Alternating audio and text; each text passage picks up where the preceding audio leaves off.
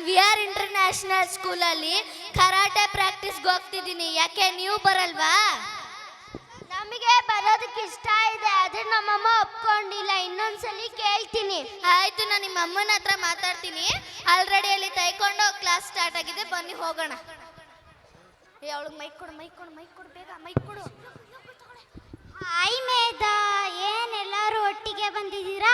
Hi Vaishnavi, ಇವ್ರಿಗೂ ತೈಕೊಂಡು practice ಮಾಡಬೇಕಿತ್ತು, ಅದಕ್ಕೆ ಕರ್ಕೊಂಡು ಬಂದಿದ್ದೀನಿ. ಆಯ್ತು, ನಡೀರಿ.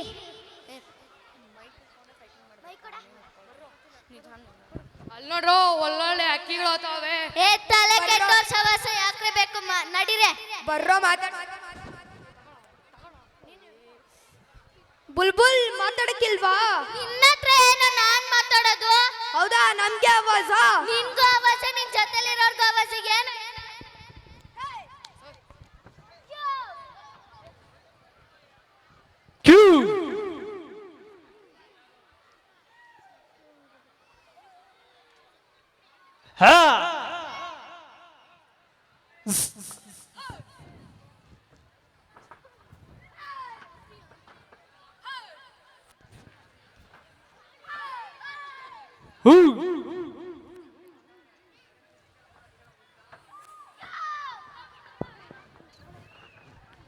Big round of applause.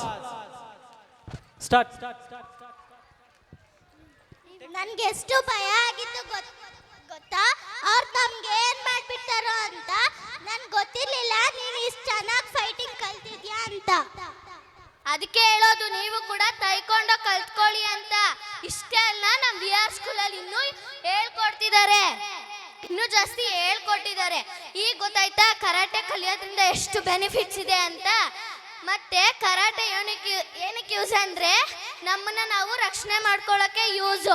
ನಾವು ಕರಾಟೆ ಮಾಡಿದ್ದೀವಿ.